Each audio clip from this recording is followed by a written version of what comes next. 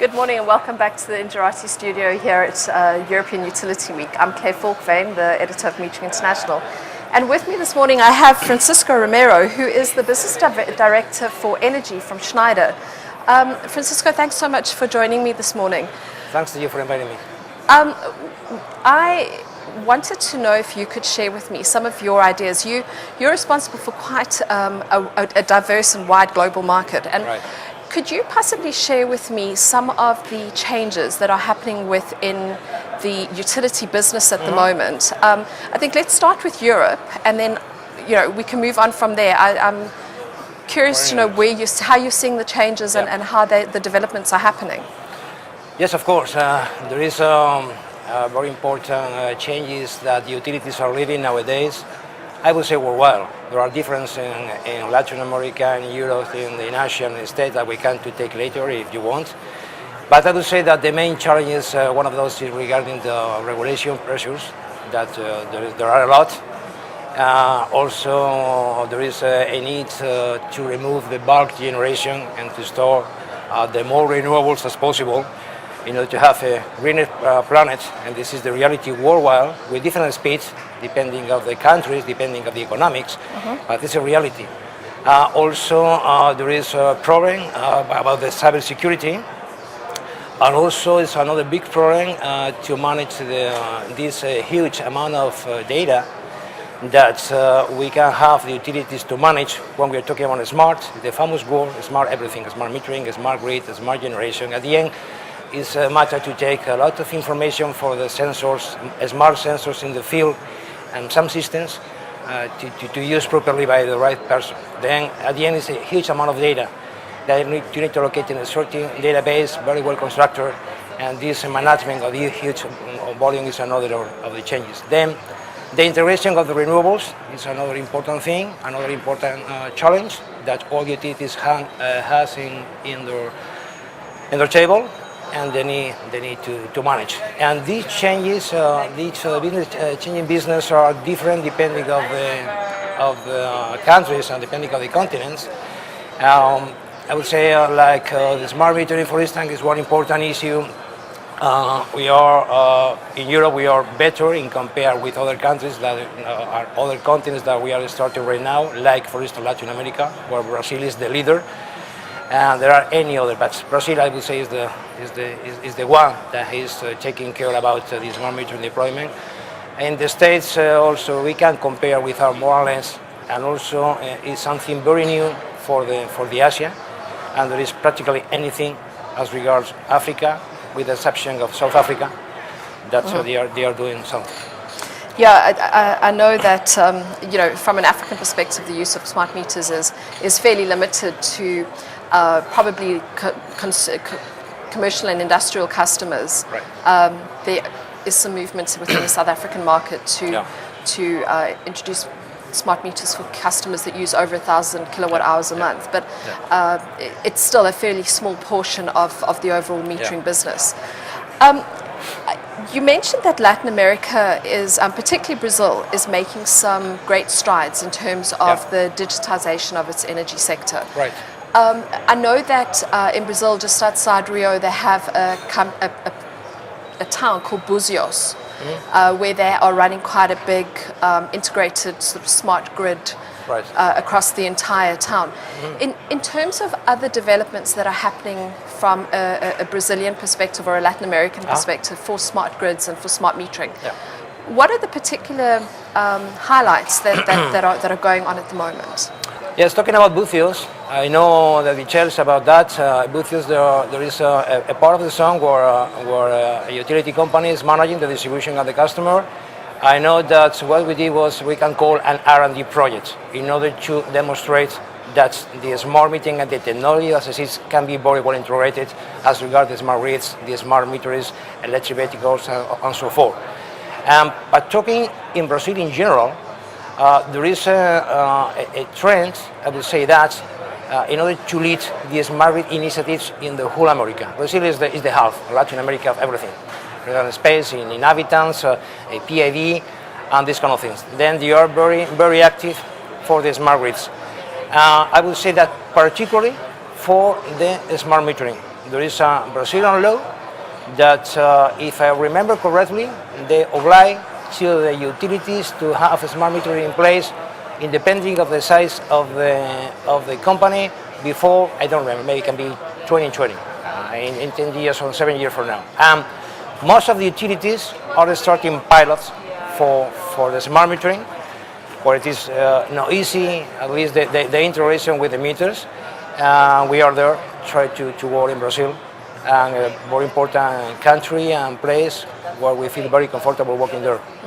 I know that they've had really big success in terms of managing revenue, particularly with a lot of the metering interventions that they've undertaken in Brazil, particularly in some of the less formal settlements, if I can put it that way. You also have experience working in parts of Asia, particularly China and India. What is the landscape look like there from a smart grid and a smart metering perspective? In India, it's an amazing, I would say amazing, because there are plenty of money that comes from different funds, World Bank and others, in order to reconstruct India for the point of view of the electric business. Then they know, and we know, that they are very bad in compare with others, but they have a very clear strategy to be, if not at the top level, at least to in the average. Then we are doing plenty of investment in everything. Everything means in the field, in order to have better sensors with more smart sensors for the feeder automation and the substation automation.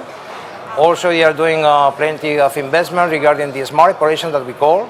That means the SCADA, DMS, these kind of things to operate in a more efficient way, to have more reliability of the network, but also in the smart metering. Then what they are doing are no pilots, are real offers that someone is winning or lost to do this kind of thing. Sometimes they're asking for everything, understanding for everything, the smart metering, feeder automation, substation automation, smart operation, and even the CIS and building system to compare, or sometimes the split, the RFP for going to the smart metering salon or any other. But it doesn't matter the way where they prepare the RFP. The thing is that in the whole India, they started actually, remember, maybe 4 years ago, and they are doing plenty of investment and plenty of RFPs. That it means that if the projects are successful, that it could be successful, independently of who is the system integrator who is done. In general, I would say that in 4 or 5 years, because these kind of projects, they take no less than 2 or 3 years minimum. It can be 5 or maximum. They can have a better level that they have today. I don't know what is the level they can achieve, but obviously there won't be comparison at all with the current situation, and this is my guess. I was lucky enough to speak to Sam Petroda, who is the chairman of their Smart Grid initiative, a couple of weeks ago. India launched their Smart Grid roadmap, I think it was in August. And some of the deadlines that they've put towards the system are very, very ambitious. I think they're wanting some of the first pilots or projects to have been rolled out or to be in a very advanced stage by 2016, 2017. And when I asked him why, did he think that these deadlines were a little bit ambitious, his answer was, of course they are. But if they're not, what's the point of having them? So, I think in terms of the digitization of the energy sector generally, for Europe and America has probably been an evolution. But I think in India, it's probably better to call it a revolution, because it's certainly it's digitization on steroids. Yeah, I agree, totally agree. This is more than a revolution. In India, it's unbelievable. The situation is bad in comparison, as I said at the very beginning. Then the possibilities to improve are amazing, are a lot. Then, and this is what you're doing. That's a clear strategy to do that, and they are doing. They are not thinking, they are not postponed to the coming future. They're doing right now. I guess that's also where it's really important to have a lot of political backing and a very strong political stance on the need to do this. Because you need to have that backing in order to fast track some of these processes. In terms of China, is there anything particularly exciting going on there from a smart metering perspective or a smart grid perspective? China is behind others. China is doing, again, as others, some smart metering deployment. but it's a market different than India and others.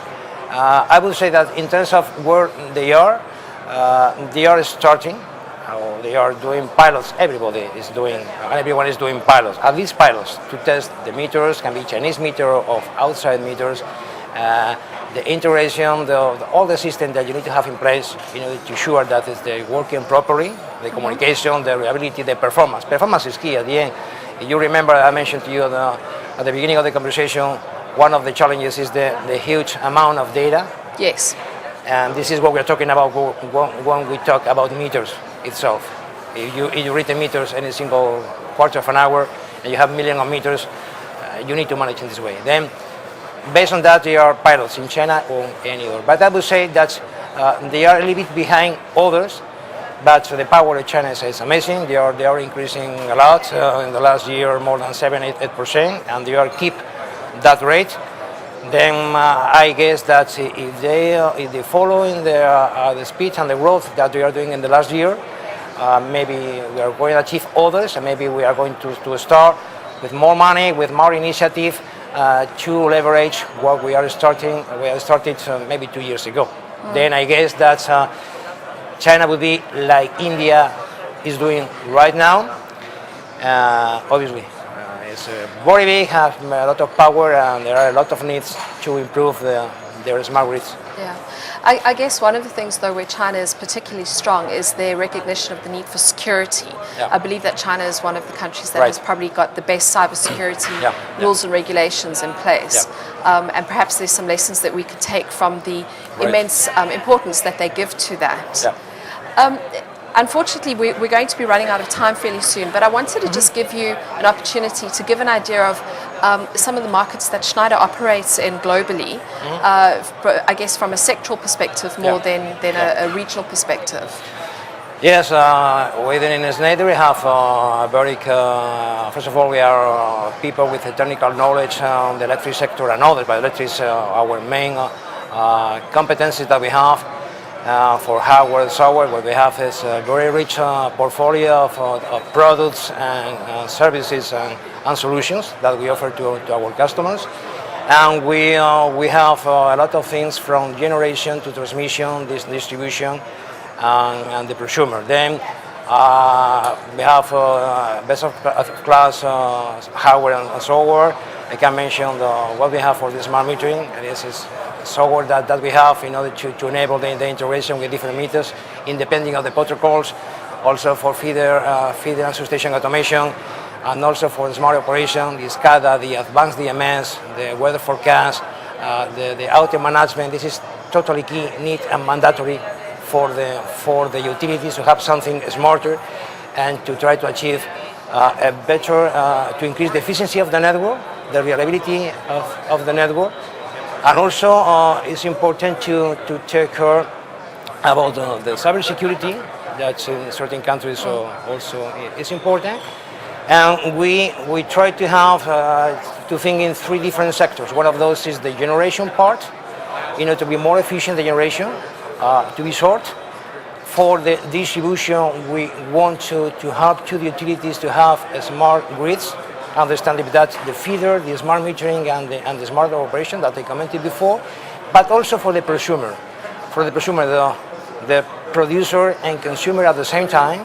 For those, we have also software and abilities that we're trying to enable to the utilities to do, I would say, a smarter demand-side management, a load shedding, in order to compare that there is a load now and on the forecast of the potential problem in the coming future, how we can do in order to optimize that, but even taking care or taking into account, the consumer. The more important are the industrials and the commercial by the relative weight, but also even for the residential, even doing something that we call in these terms, the virtual power plants, in order to allocate certain energy that you don't have in a part, to move this capacity from one part to the other. And we are doing, for instance, these kind of things in France, for instance, in Schneider in part to do that. Okay. Francisco, unfortunately, time has not been on our side this morning, and we are going to need to wrap up. I wanted to thank you very much for being with us this morning. From European Utility Week, I'm Claire Falkvan. Thanks for watching.